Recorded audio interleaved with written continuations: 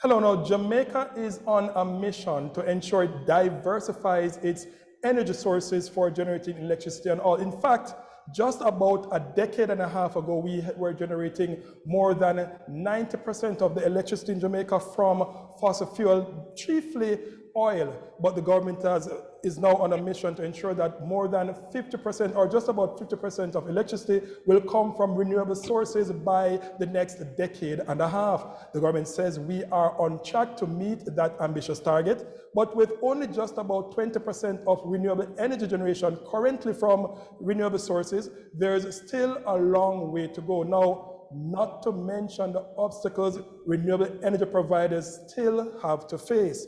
Is it reliable? What happens to the existing energy players? And where's the money coming from to fund this costly venture? Stay tuned. We delve into these issues and more right now. Well, welcome to the Jamaica Observer Business Webinar. I'm Dashan Hendricks. Now, the energy sector is buzzing with announcements of new environmentally friendly ways to power the nation. Before now, Jamaica relied heavily on crude oil, but all that is changing with the introduction of solar and wind energy, putting to work the island's natural resources. Next to that is the introduction of liquefied natural gas, LNG, that's what we call it. It's a game-changing energy initiative which is expected to ease Jamaica's transition to renewables. To share with us in the discussion this evening, we have David Barrett. He's the principal consultant at Edinburgh Consulting. Good afternoon. Here this evening, we have Edison Galbraith. He's the general manager for China's relationship and marketing at the Development Bank of Jamaica.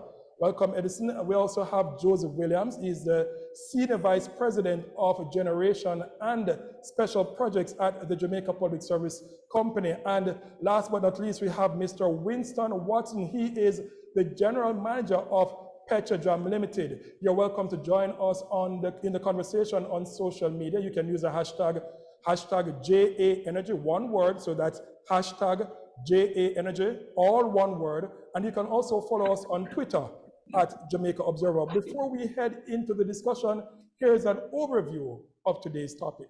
More than 80% of Jamaica's energy is being produced by fossil fuels and petroleum imports, costing millions of US dollars annually. The largest consumers of petroleum products is the energy generation industry, and in turn, the sectors with the highest usage of electricity include the bauxite industry, the tourism industry, and water distribution, particularly the National Water Commission. Throughout respective government administrations, there have been deliberate efforts to diversify Jamaica's energy generation capabilities with the integration of different energy sources. These include wind energy, solar, hydroelectricity, and more recently, the transition to liquefied natural gas, LNG. The initial intention, in accordance with the National Energy Policy, was to have 30% of Jamaica's energy generated by renewable sources by the year 2030.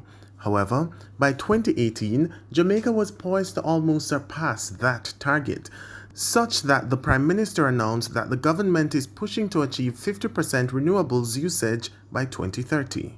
This positions Jamaica as a regional pioneer with the largest wind farm in the English-speaking Caribbean, Wigton, and the largest solar farm in the English-speaking Caribbean, Paradise Park in Westmoreland. These, along with upgrades at the Jamaica Public Service power plants to use liquefied natural gas, along with other moves by other local companies to become more energy efficient, businesses and consumers generally should be able to benefit from more affordable energy in the coming years.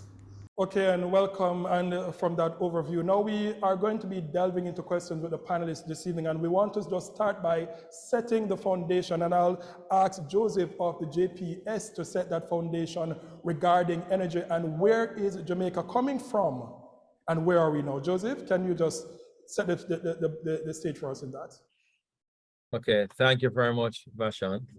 Good afternoon, listeners and fellow panel members. So where are we coming from? So we would have seen in the last few years where we would have significantly diversified our energy source, where we would have introduced liquefied natural gas as a new fuel source in Jamaica by first doing a conversion of an existing power plant that we have in Montego Bay, and also retiring plants which we would have used liquid fuel and replace it with plants that now use liquefied natural gas as their source. So today, we're pretty much looking at natural gas making up about anywhere 50 to 60% of the production of electricity, and renewables also now being about 12 to 13% of our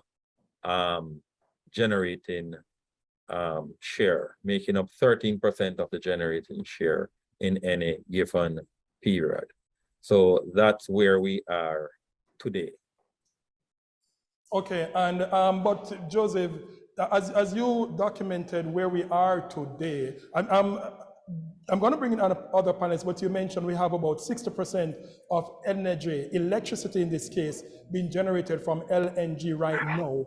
Are we kind of switching out, because a decade and a half ago we had 90% from just petrol, heavy fuel oil, and now, and the Energy Green Paper, the National Energy Policy says no one source should be more than 50%. Why are we over that in terms of LNG right now? Well, that's a good question, Vashon, and I'm sure that maybe that needs to be looked at in the with the present situation that sort of faces us at this point in time, because what we're seeing is that the plants, or the technologies, I should say, that would use natural gas makes it easier for the integration of renewables, which is the goal, to grow the share of renewables in the energy sector today. So with that, we have found that the technologies that would utilize natural gas as the source of fuel certainly makes that much more easier and also more cost effective in that way. So with the changes over time, I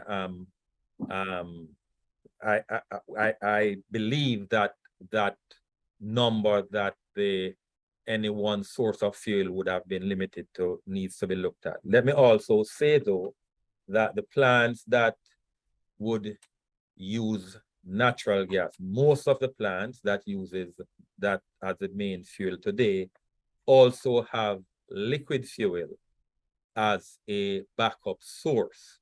So from an energy or fuel security standpoint, we're not compromised in any way. Before I bring in, I'm going to bring in David, but before I come to David, just back to you, Joseph, a bit. In terms of the generation of fuel, electricity right now from fuel, are there any plants operated by the Jamaica Public Service Company, any of the four right now, which uses HFO as a fuel source, or it's just LNG with diesel, as you pointed out, as a backup? No, we still have 40 megawatts of our generating fleet that uses heavy fuel oil. And what are the plans to retire that? Could you say that? Okay. Are there plans to retire that?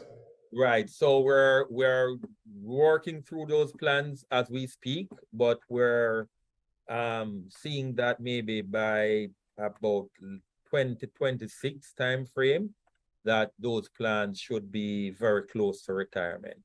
So by 2026, JPS will have no power plant generating electricity from HFO. That's the plan right now. All right, David, let me bring you right in here. Part of the push to diversify, not just LNG, is also to go to renewables. Prime Minister Andrew Holness in 2018 announced that he wants to see us move the target from having 30% of our electricity being generated from renewables to 50%. How are you seeing that move right now? Well, It is a great possibility for achieving that. It's a little close in terms of time. However, we have to have as it were, fixity of purpose. If we are replacing old plants, we need to consider using renewables as replacement option and not additional fossil options. As mentioned already, there is this 45% floor, as it were, where we should not depend on any one fuel. And so essentially what we have done is we have made a good move from liquid fuels to gaseous fuels, which are much, much cleaner. And as Joseph says, they do support renewables because you can turn on these plants much faster when the renewables go up and down. However, it is an opportunity to increase the amount of renewables instead of adding fossil. And let me just put it to you this way. Our integrated resource plan speaks about almost 1,664 megawatts of new generation, right, coming into 2037. And of that, some 1,200 is supposed to be renewables. Now, renewables can be installed anywhere within 2 years, right, from approval to construction and commissioning in 2 years. So there is this opportunity to replace any fossil fuel option with renewables very easily. And I would also add, I'm talking plainly about the large commercial IPPs. But if we were to improve on our net billing regulation right now, we can significantly ramp up the amount of renewables that's used in Jamaica. But David, how easy is easy? You say it's pretty easy to switch out from fossil fuels to renewable, but how easy is easy? All right, so easy speaks about the policy. We already have policies. We have Vision 2030, which says that's the way we want to go. We have the National Energy Policy, which says that's the direction that we want to go. We are also agreed to things like net zero and climate change, agreements. So there is policy and intent to go forward. Secondly, we already have the integrated resource plan, which has directed how we should apply those new renewable systems. And it includes 2022, 2023. So there's nothing in policy that prevents that from happening, right? And as I mentioned, a plant like the size of Wigton's last addition was less than 2 years. So you can easily add those through public procurement or some bidding process. You can get these plants online, and there are many applicants to add commercial scale renewables to Jamaica. So there's no limitation in finances, there's no policy barrier, and so we really have to ask, why should it be difficult? We have not been seeing right now in Jamaica anybody bringing in the not in my backyard phenomenon in terms of renewables. Everybody speaks about renewables being ideal, but when you see the wind turbines, you see the solar farms, people are saying, oh, not in my backyard. So if we should get there, because we may get there as in other countries, what is the alternative in terms of where do we set up these power generation facilities? So there are a number of locations which have been identified, and there are actually proponents which have located land which are suitable for wind. Of course, wind is very location specific. The terrain has to be right, the wind regime needs to be right, but there are persons who have already identified such locations. Solar is ubiquitous. You can put solar anywhere from Westmoreland down to Portland. So location is not going to be an issue for solar. What will be a key consideration is the amount of land that you need for the generation. And just back of envelope calculation, you're going to need about 5 acres per megawatt of solar, okay? And that varies depending on how large your panels, your modules are, their generation capacity and so on. But those are specifics that you can calculate. So it can be done.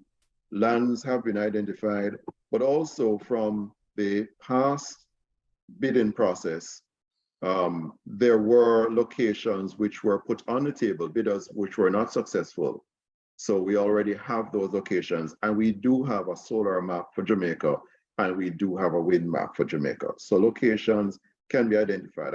One other thing I would say for JPS is that JPS would certainly have been able to identify locations that would be suitable for linking or interconnecting the renewable options, and I'm speaking about the commercial ones, with the grid.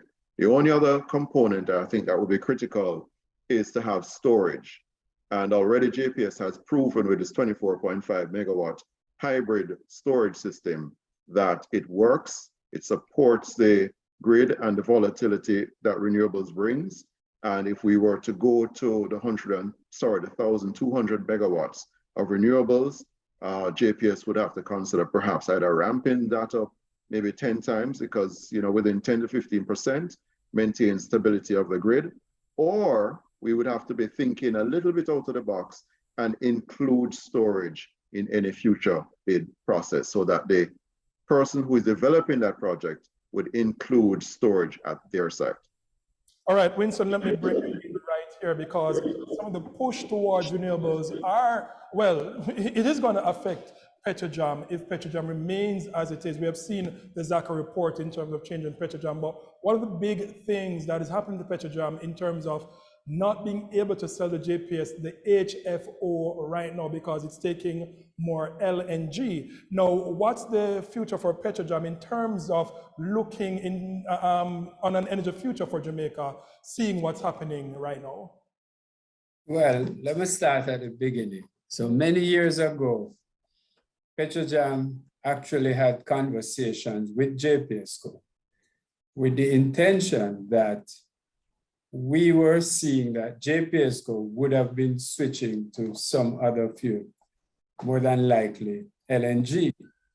And we were having conversations from back then that when they switched to LNG, we would have been doing some upgrade on the refinery, which would allow us to produce less HFO. That hasn't happened. JPSCO, they have done their switch. We still provide them with the diesel, and we still provide some HFO to JPSCO as well as the IPPs, one IPP. However, what we have done with the refinery is change our crude diet to a lower sulfur crude, which allows us to sell what they call VLSFO, very low sulfur fuel oil, which we sell into the bunker industry. But there's still a demand for the heavier type, 1.8% sulfur fuel oil. So we actually have diversified the type of fuel oil that we produce. So we sell into the ship industry, which meets the MARPOL 2020 specs. And we still produce, as I said, the heavier type fuel oil, which is not original grade that we used to sell to JPSCO because of the type of crude diet that we're running. So we have been able to weather the storm of JPSCO switching. I think Joseph may have mentioned it, and I think he did, or Vernon, that one of the things you still have to remember is that when you don't have LNG, or if you have a hurricane or what have you, you still need the land fuel, the diesel as your backup fuel. And we provide that still for JPSCO, but not the HFO for that. My personal opinion is that the energy's future is gonna be a mix. You're gonna have a lot of renewables, you're gonna still have some LNG, you're gonna have some fuel oil mix in there, but possibly for power generation, less fuel oil than anything else because of the environmental impact. But as I said, you'll just find other use as we have done for the fuel oil that is being produced in the refinery process. And before we go to the break, we're bringing Edison Galbraith right now. He's the Channel Relationship and Marketing Manager at the Development Bank of Jamaica. And Edison, just from your perspective, what is the DBGA seeing in terms of opportunities it can get out of this new energy future that Jamaica is going into? All right, thanks for that question. So part of the DBGA's role as a development bank is really stimulating the different parts of the market. We work pretty much with the private sector to get them funding various things and participating in various things. So we've been involved in training, getting our financial institutions trained in assessing and dealing with solar projects. We've trained over 90 in 2020. We have another training coming up in September of this year.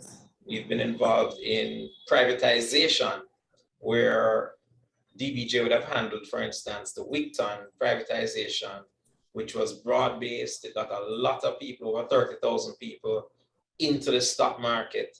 We've seen, for instance, where the Jamaica private power, we saw the private sector getting involved in that as well. There are refinancings of existing power IPPs, which are being done in the capital market. So the DBGA works with the entire market. We have also been stimulating the equity market with some private equity funds. So you have MPC, Caribbean Clean Energy Power, Portland, Caribbean Mezzanine, Cygnus, all of those who are participating in the energy markets as well, funding projects. So I believe from a DBGA perspective, I mean, we've also done loans to commercial banks and credit unions, over 300 of those, 4 billion, probably supporting 16 megawatt power in terms of renewables on the system. We've supported distribution companies, we support a range of entities. So I think from a DBGA perspective, we are here really to facilitate the market and to ensure that all the pieces are in place, the financing, the technical assistance, from the micro, small, medium, all the way through to industrial levels.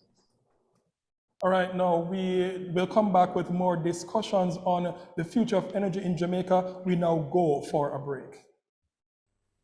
Taste it, eat it, drink it, applaud it. The 23rd Annual Jamaica Observer Tabletop Food Awards, the Caribbean's premier food event, celebrates excellence in food creation, service and decor. Thursday, September 29, Devon House. See the Jamaica Observer for details. The Jamaica Observer Tabletop Food Awards is sponsored by Tourism Enhancement Fund, Tourism Linkages Network, MasterCard, Sagicor, The Best Dressed Chicken, Johnny Walker, Red Stripe Heineken, Tasty Brewed Awakenings, Bounty Water, Digital Business, Rainforest, and Apparel Springs. Must be 18 years and older. Drink responsibly. And we're back.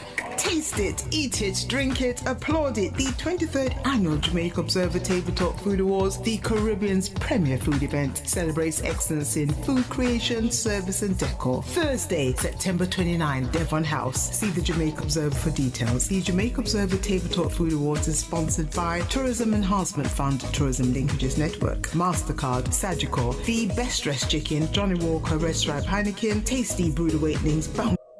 Now, welcome back. We are talking about Jamaica's energy future, and we have with us today, we have David Barrett. He's the principal consultant at NBAR Consulting.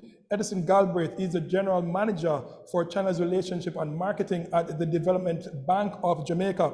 Also here with us today is Joseph Williams. He's the Senior Vice President of Generation and Special Projects at the JPS.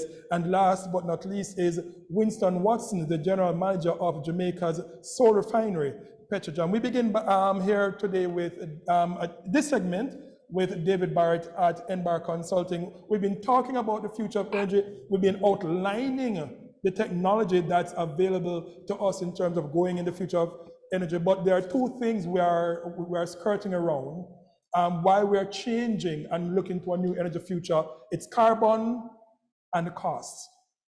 we have a crisis in the world today in terms of climate change, and much of the change in energy in terms of a renewable future is to reduce our carbon footprint. We're also looking at the cost of doing so, both in terms of generating new energy capacity and also the cost to the final consumer who uses that energy in terms of the power that is generated. So David, just bring us up, what are we seeing in terms of cost and reducing our carbon footprints? All right, so just to set the stage, energy sector is responsible for about 53% of all our carbon emissions in Jamaica. It's the largest carbon emitter. So we are highly motivated to change that. Look at the most recent request for proposal and establishment of the 8 Rivers, as we call it, Paradise Park.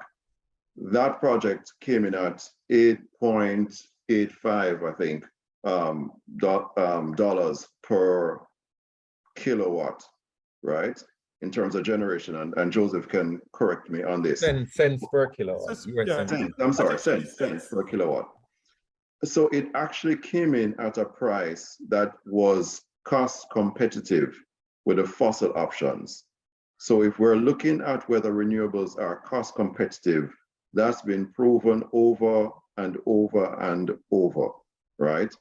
And as Edison said, the DBGA has been one of the most significant players in moving the renewable energy market and energy efficiency, which we haven't raised as yet.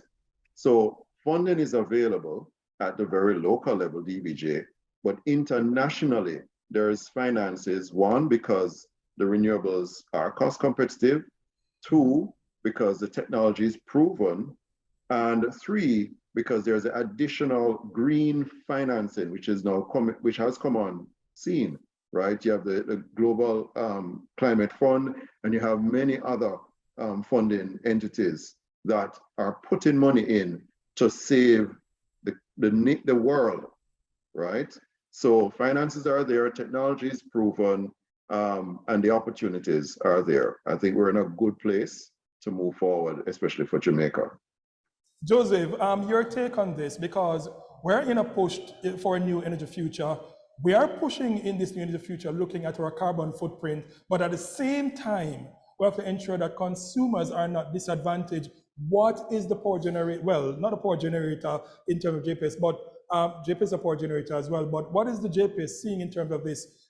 Is it feasible to increase the grid to 50% renewable energy right now? Is it cost effective for consumers?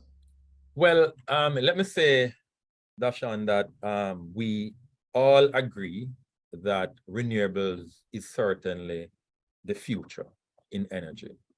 Mm-hmm.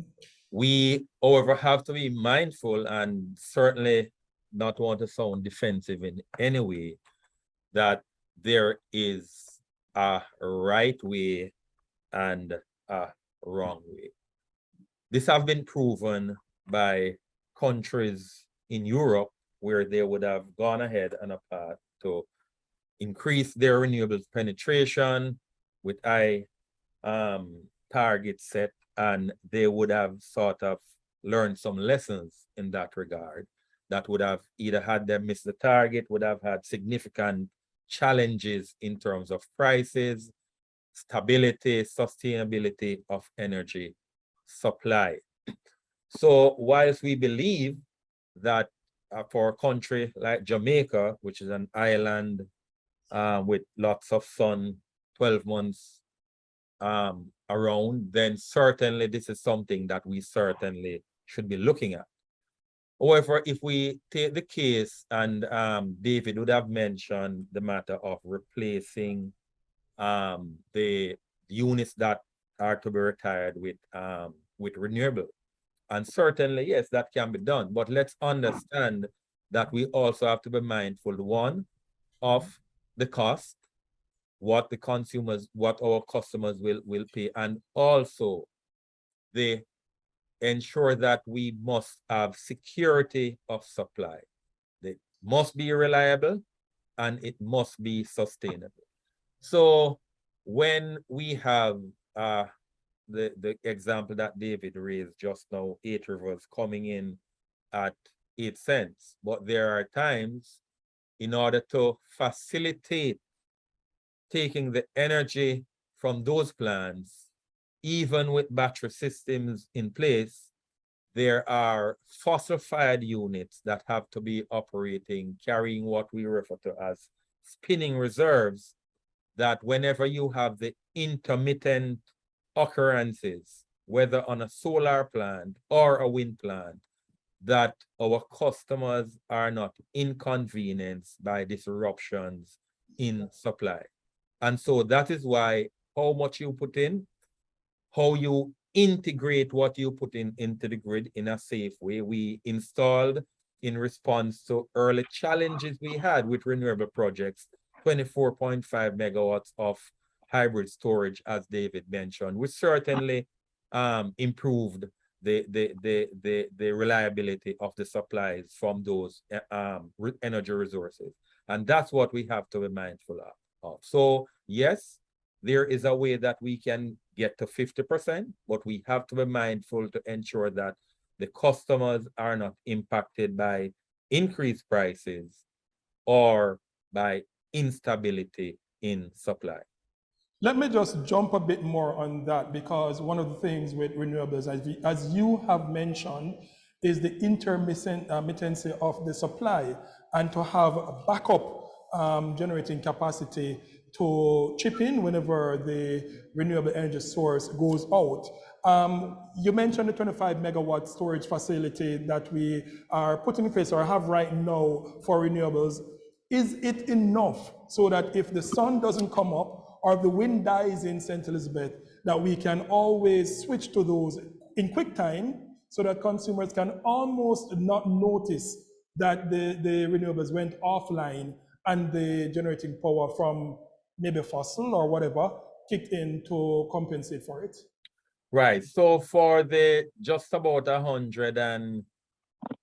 just under 190 megawatts of renewables that we have right now, it is enough. We have seen significant improvements in the performance of the grid since we have installed that system. However, think about having just under 190 megawatts now. When we get to, I believe David quoted a number, was it maybe 1,200 or thereabouts? Yes.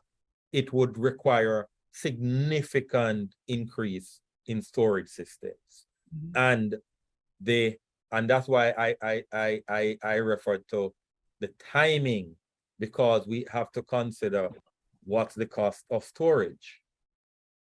How much can our customers afford to treat with, yes, the matter of getting power from the sun or from the wind and reducing the dependence on fossil, but we have to be mindful of the cost to implement those solutions in an effective way.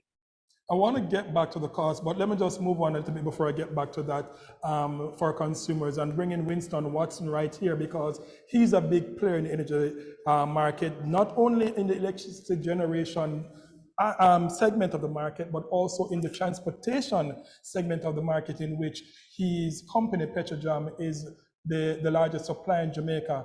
And looking forward in terms of our carbon footprint, what is Petrojam's plan in terms of reducing that as we go forward in our new energy future? Well, I think in general, Ashan, the refinery industry is moving away to cleaner fuels. You're looking at cleaner gasolines, cleaner diesel. We have ultra low sulfur diesel. We still sell you the high sulfur diesel, not as high as before, but you have ultra low sulfur, which is less than 10 ppm parts per million, which is a European standard. Then you are looking at electric vehicle, which we supply the fuel to generate the electricity, but not to charge the vehicles. But it is something we recognize, that the transportation industry will move towards electricity at some point. But I don't think it's going to be totally phased out, personally. And then the next thing you have to look at is the type of renewable fuel you can use for transportation. So you have ethanol. You can increase your usage of ethanol. It is a renewable fuel. You just have to plant more of the crops that can produce ethanol. You can go to biodiesel, which again is something we're looking at. You just have to plant more of the plants that will allow you to produce biodiesel. So from a refinery standpoint, those are the areas we are seeing where, look, if we do some of these things, we can reduce the carbon emissions.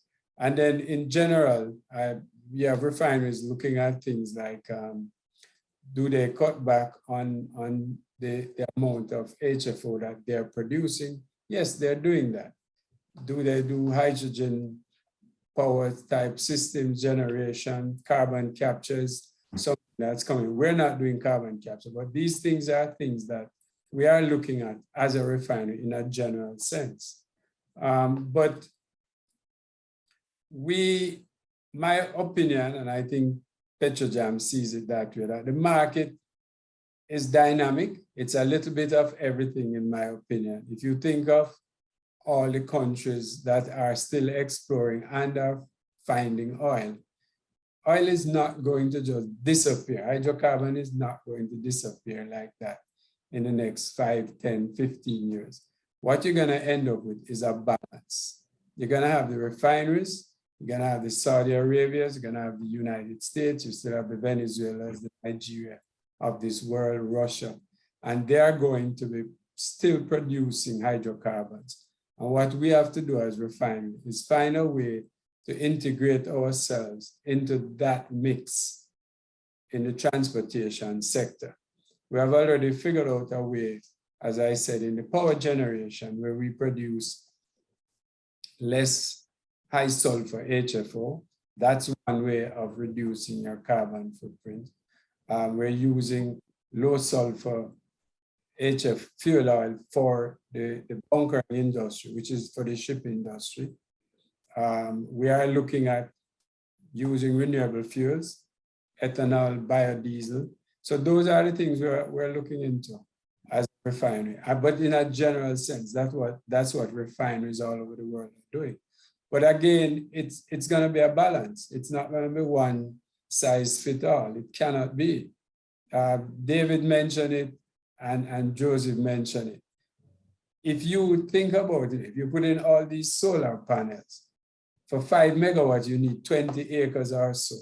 That's a lot of land you're using up on an island, right? And then when the cloud coverage come over, you lose, 20, 30, 40% of that solar generation. So you need to have backup power. If you don't have the backup power for that, you have to have gas turbines that can ramp up so your customers don't lose their power or see brownouts taking place.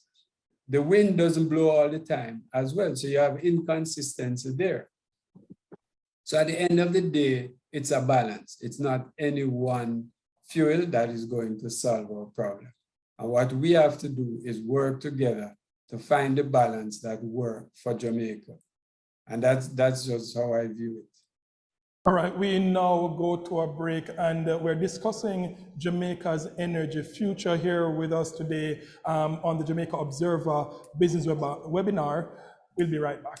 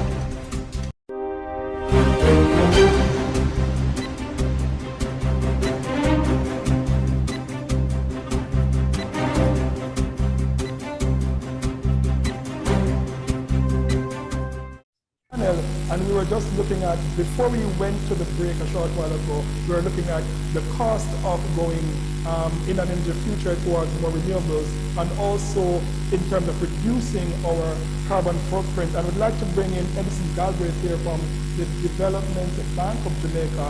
Edison, your take on what the DBGA can do in terms of reducing the cost of putting in renewable energy solutions and also reducing the carbon footprint that we have here in Jamaica in terms of generating electricity in particular.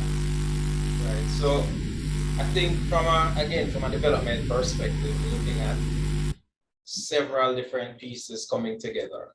There is the whole issue of the competitiveness of our businesses. A big part of the operation of businesses in Jamaica is the cost of energy, whether it's the hotel sector, the manufacturing, the industrial, across the board. So to a large extent, we have to address the cost of energy. We also look at the other side of it from a geopolitical or global perspective. There's the whole issue of carbon emissions. That has both negative costs as well as positive costs, meaning if businesses don't cut carbon emissions, or countries, you're going to be punished. And there are opportunities also to reduce. So we clearly have to strike that balance. The DBGA is working with the Green Climate Fund as well to unlock funding in various forms for Jamaica. And as I said earlier, we're working with fund managers and the financial markets to mobilize funding. So yes, you have to strike a balance. There are many different sides to this energy cube. There is a financing side, there is a technical side, balancing the sources of energy. But there is also a much bigger perspective out there. There's a lot of innovation taking place across the world. There are all different models in terms of balancing the fuel generating choices. There's a sharing of energy. We spoke about electric vehicles. And the jury is out there about how electric vehicles can contribute to grid stability if you're sharing. There are various sharing models, hydro storage, all of these things that can contribute to the electricity system. So from a technical perspective, we're faced with risks as it relates to geopolitical. To the extent that we can reduce our dependence on imported sources, clearly that's a big advantage. As you said, as the other panelists said, you have to balance the cost, the technical, the environmental concerns, and find the perfect mix. And the DBGA is in the middle of that, in the markets, as well as on the development stage to facilitate those things. You mentioned quite often the Green Climate Fund. I want you to just go through a little bit for me. What is this Green Climate Fund for our viewers and listeners? And how does it work in terms of providing financing for our energy future here in Jamaica? All right, so the Green Climate Fund is, let me say, a multi-billion US dollar fund that the countries of the world have basically put together. And this is really to drive the low carbon economy. Now, what that fund has been doing over the last several years, several countries have been able to tap the resources of that fund, both getting grants as well as debt financing and assistance to implement programs to reduce their carbon emissions and their carbon footprint. So yes, across the world, there are programs that deal with basic things such as energy access, moving people from chopping wood and burning and inhaling the fumes, to things like putting in renewable plants, financing structures to support whether it's distributed scale energy or utility scale. So there are several billions of dollars that are available across the world that can support this. And as I said, we're working with local fund managers and institutions who will be able to deploy some of that funding when the RFPs are opened, or when, let's say, a commercial or industrial company decides that they want to put some capacity in place. then there are options for that as well. An RFP there means a request for proposal, which the people who are interested in investing in our energy sector are called on to make some proposal, and the OUR will look at it and whether approve it or disapprove of it. But one of the things we've been mentioning here is not only looking at the electricity generation, because we have all agreed that electricity generation here in Jamaica is one of the biggest sources of pollution, but also the transportation sector. Winston mentioned earlier, and I'd like to bring in Winston here, mentioned earlier about in the EV sector and the development of that EV sector. And are we really reducing our carbon footprint? What's the cost benefit analysis switching from petrol vehicles in Jamaica to EV, electric vehicles in Jamaica, using the same fossil fuels to generate electricity from the grid to plug into those cars? Winston? I wouldn't be able to answer you on the cost benefit. We haven't done any such study. I believe the ministry may have looked at it, because I know they have been pushing the argument of bringing in EV vehicles. And I know between that and the Ministry of Finance, they have reduced the duty on those type of cars. But I think in a general sense, once you move away from hydrocarbons, the internal combustion engine, then yeah, you will reduce what your emissions are.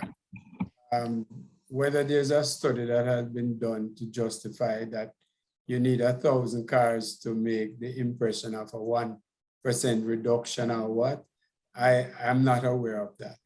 But if you change your fuel mix, you will make an impact on your emissions, as I said. And remember, we're also moving away, apart from the older type trucks and buses. The newer vehicles are using the ULSD, which is the ultra low sulfur diesel, which again, emission is less than from the regular diesel. So there are some changes that have been taking place.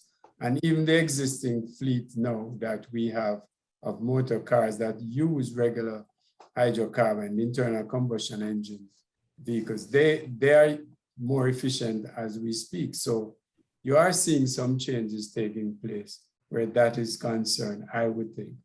But again, back where that study has been done, I'm not sure. All right, David or Joseph, do you know, I'm asking, we're switching from petrol to EVs, electric vehicles, but we're still using fossil fuels to generate electricity to the grid to power those electric vehicles. What's the cost benefit analysis in terms of cost to consumers and cost in terms of our carbon footprint that we have here? Does it make sense? David or Joseph, any one of you?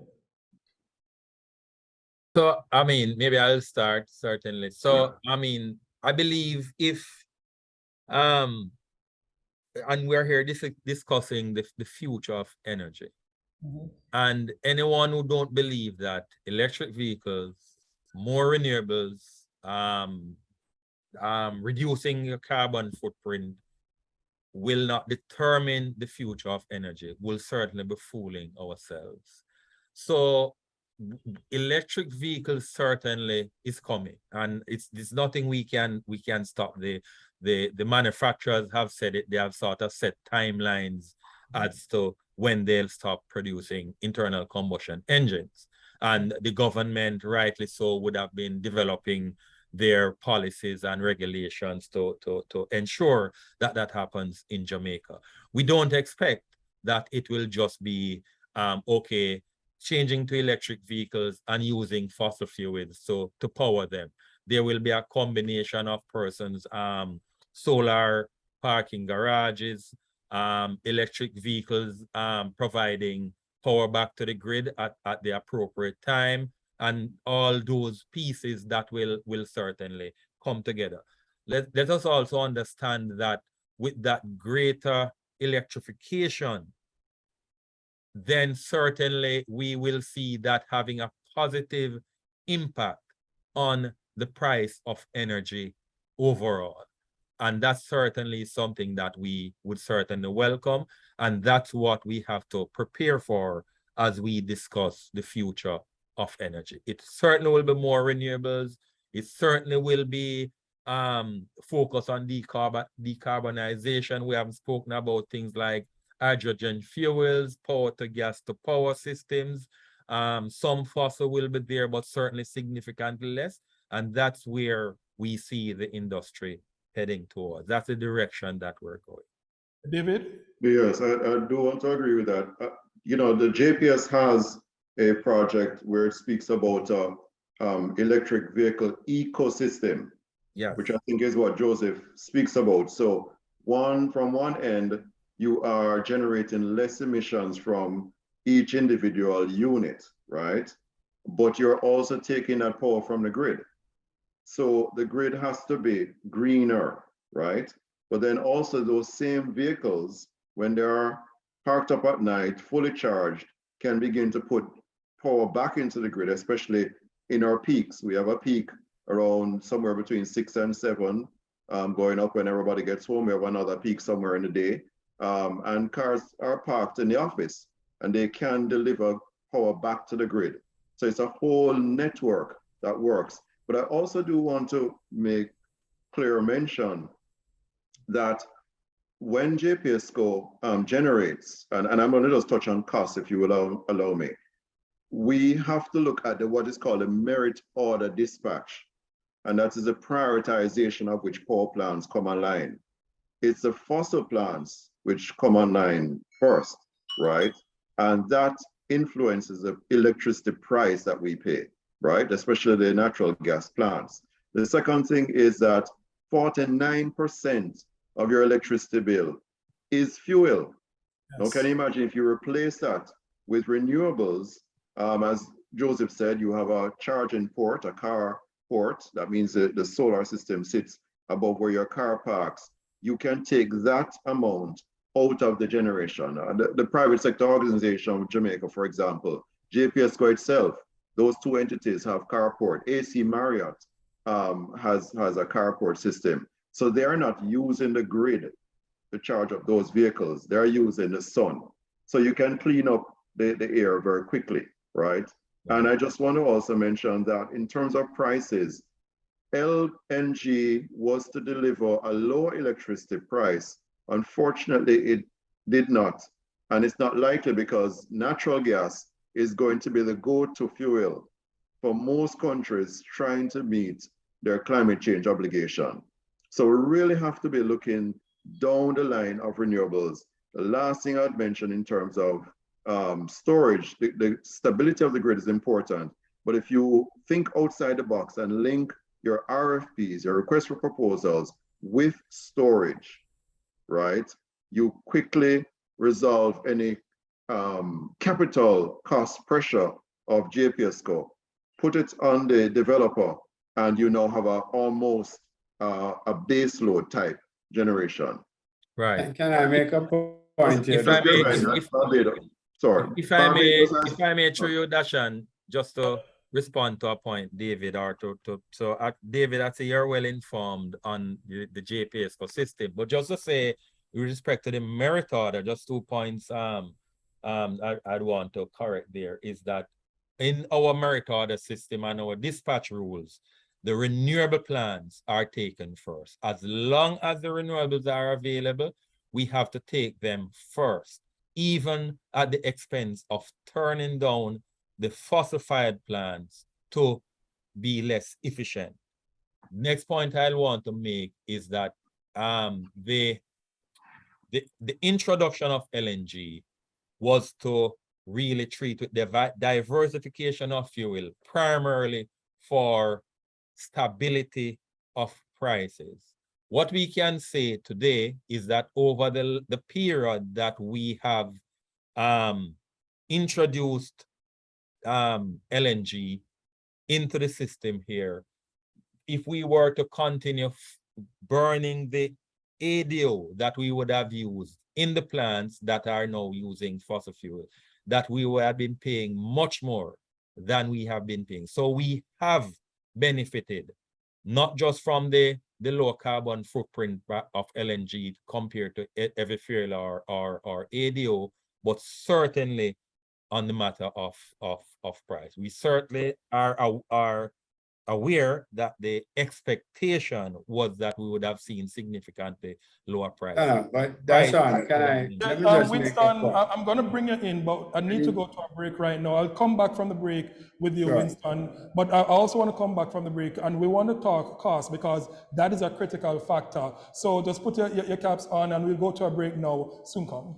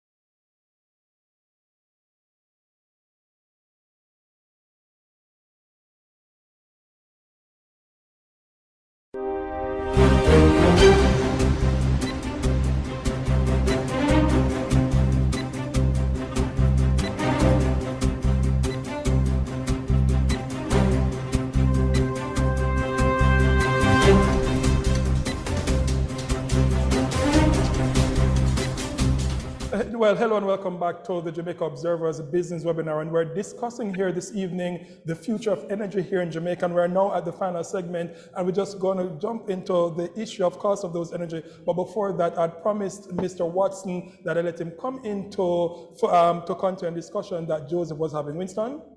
Yeah, I just wanted to make a couple of points. One of them is we talked a little bit about transportation and vehicle fuel and all that. But one thing we haven't discussed is a proper transportation system Yes. we had a proper transportation system, you'd have less cars on the road also emitting fuel and carbon into the atmosphere. So that is something that needs to be taken into consideration when we talk about vehicle emission, what type of transportation system we have. That needs to be improved. So you have a proper bus system, can more people, whether it is a bus, whether it's a train, whether it's a rail, you move more people and less cars on the road. So that's one thing we need to put in the future of energy. We're thinking of the future of energy. The other point that Joseph mentioned, that if we were using ADO versus LNG, it would have been significantly higher. Remember, the plants were not typically running on ADO, except for the Bogue plant, which would have used ADO, which is a more expensive fuel than HFO. But one of the things we did, we switched from LNG. We didn't diversify. We switched. And therefore, if you are diversified, you'd have some LNG, some ADO, some HFO. And these are commodities. They move with supply and demand. That's why David made the point that LNG, we haven't seen the benefits that we anticipate. You're not going to, because it's a commodity that people buy and sell. Supply and demand moves it. And when people started switching to LNG, countries started switching, saying this fuel is cheap, it is cleaner. Yes, but once they started switching, the demand went up. And with the demand, the price would go up. And that is why a better solution would have been to have more of a diversified energy fuel, not a switch, which is what we did. We switched the market. And once you switch the market, and you're depending, before you were depending on HFO, ADO, you switch the market to LNG. All the other countries say they want LNG. The price of LNG went up. And we're now seeing the effects with the war in Russia, Ukraine, right? Russia cut off the gas supply to Europe. The LNG that we typically would get at a better price, say, out of the US, they're sending it to Europe because they're getting better prices. We are paying for that now because we didn't diversify the way we should have. So I just wanted to make those 2 points.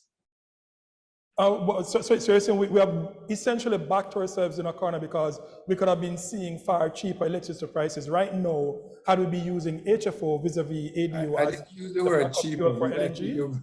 I didn't use the word cheaper, but I think we would have been more cost competitive in pricing if we were more diversified than switching. Mm-hmm.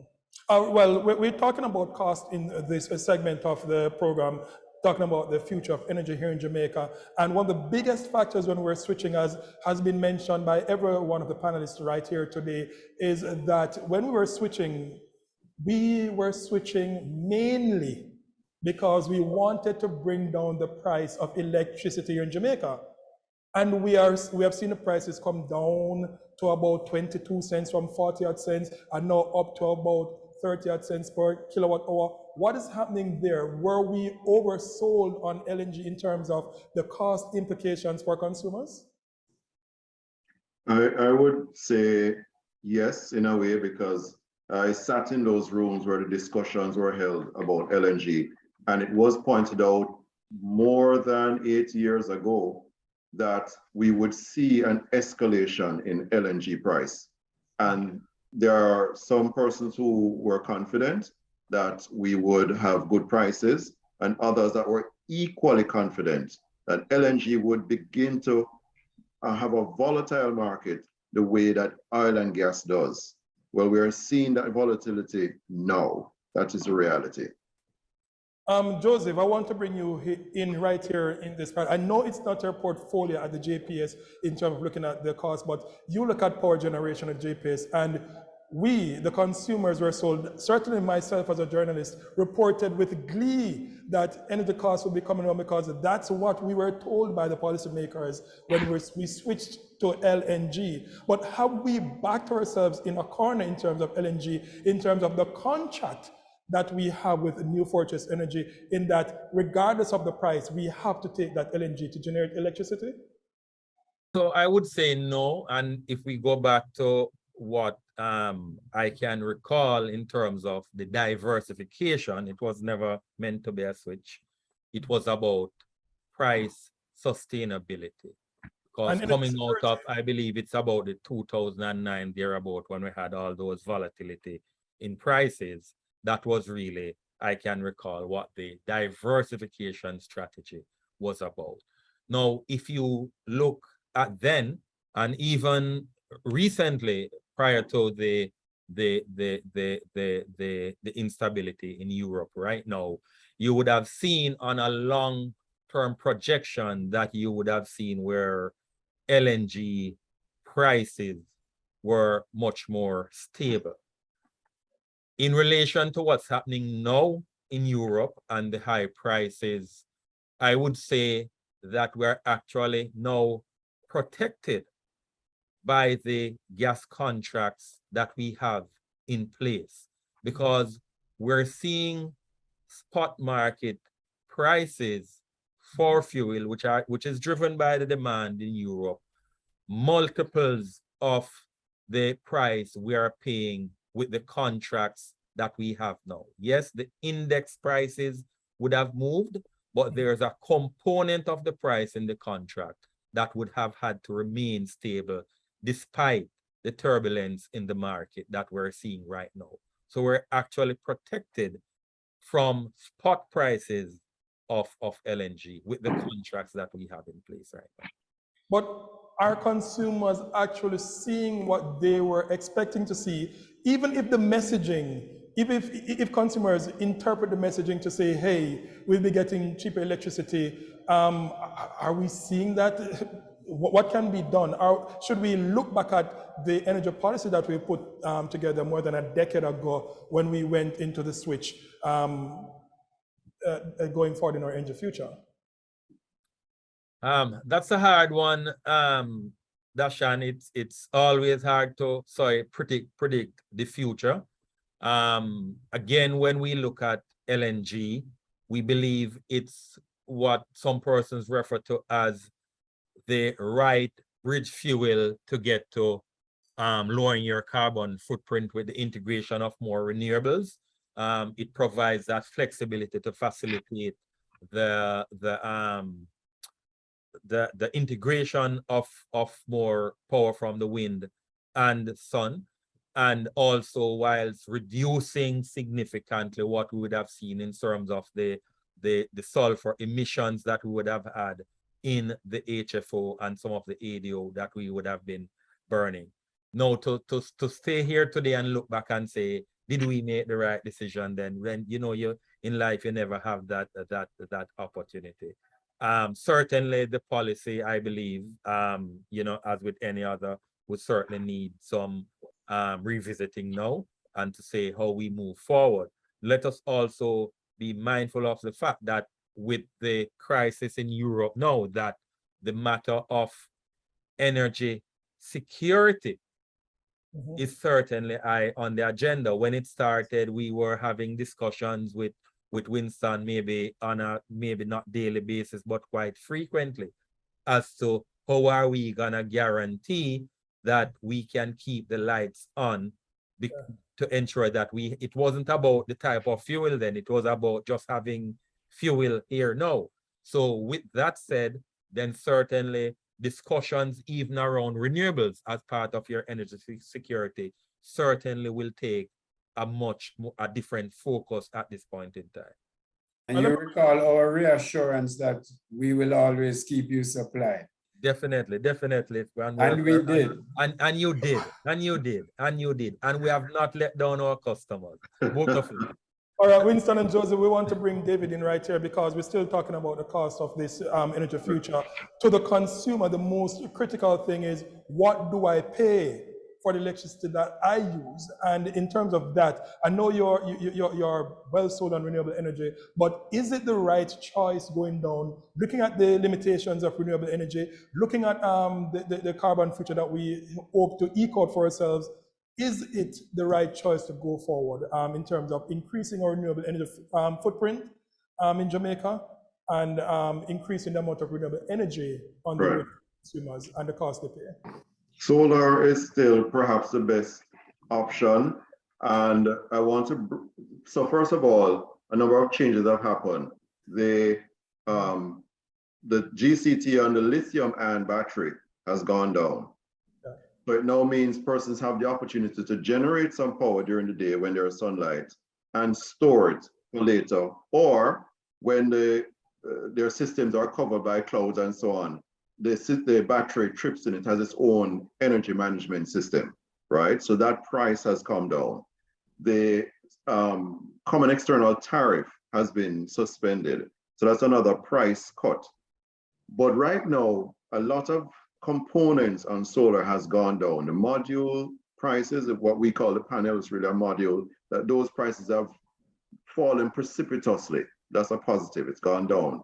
You now have new framing systems which are less expensive. I mentioned the batteries already, and inverters are much more cheap now. So those costs, when you put them together, roughly $2.5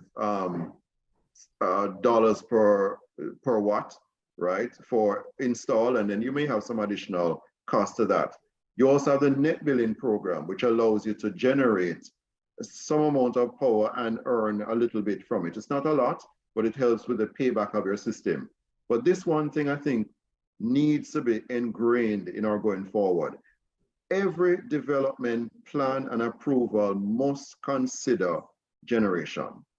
We have a lot of apartments going up with huge roof spaces which are for partying.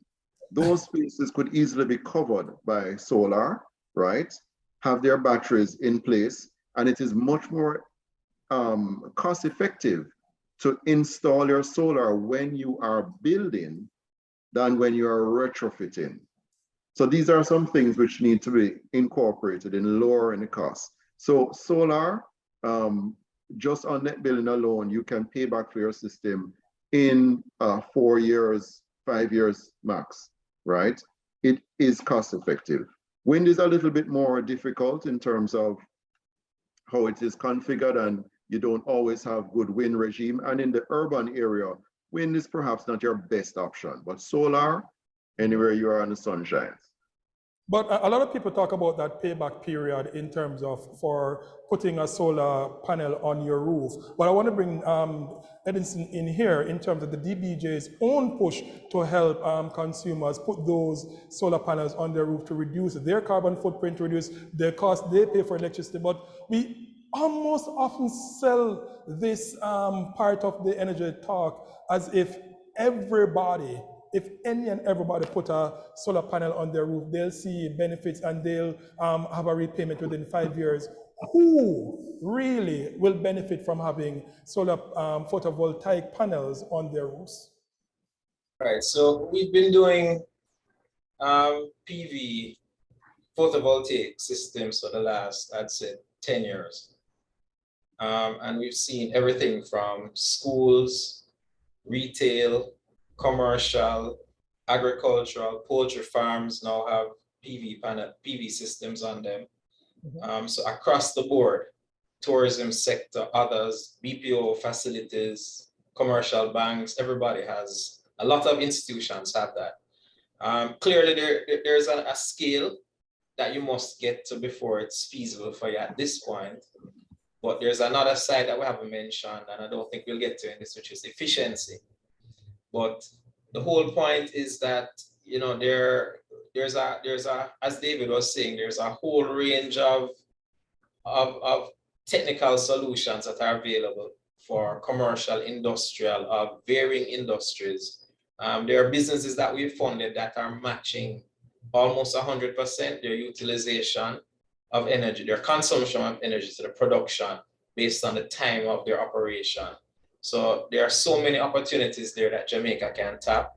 I know there are some issues in the electrical, in our legislation and those kind of things relating to the a distributed model. But if we look far enough ahead, there are opportunities to broaden the distribution. I know that there are hotels, for instance, that are supplying the grid. There are large rooftops that are supplying the grid. So there are lots of opportunities across the board, but we've funded so many, from residential to commercial to industrial that are using PV in their operations. I wanted to chime in just a little bit on the whole point, because in risk management, there's this principle that we call diversification. And it takes us back to the National Energy Policy, the National Renewable Energy Policy, the Integrated Resource Plan, and hopefully into our Integrated Energy Plan for Jamaica. And we look at the various sources of energy and the risks that are involved, where, as everybody's saying, when the Ukraine war kicks up or there's a hurricane or some kind of thing, imported fuel is risky, or energy security becomes at risk. And there is a massive cost attached to that as well. When you don't have energy, businesses shut down, a lot of things shut down. So it's critical that we as Jamaica balance our energy resources and our utilization. And there are so many innovative and smart models out there that are allowing buildings, electric vehicle ecosystems, all of these things to plan and manage the use, generation, consumption, storage of energy. And Jamaica can tap into that. There's lots of funding available in Jamaica and globally that will come into Jamaica to support those things once we put all the technical and legislative and all of these things together and have a integrated energy plan, I'd say, for Jamaica. Just let me ask a final question before we go here from you, David. Edison, sorry. What value must my electricity bill be for me, myself, or any individual to say, okay, let me take a solar PV option and put on my roof and generate electricity for myself? I'd say it varies. And it depends on the time of use, the nature of the use, whether you're using storage or that. But I'm going to throw that question back at David because he's the energy expert in that regard. I deal with financing side of it and development side of things. Okay, David, 30 seconds. I would just say very simply, you can literally have one module at 320 watts or 400. You can have a microinverter, which can take that off, and you plug into your house. So this is not a rich man's technology. And when you get a little bit more money, you can add another panel. And when you get more, and you just keep going. So it starts from, Auntie, whoever it is, to Mr. So-and-so with his, Jamaican large entity. It's really very modular, and it is affordable now.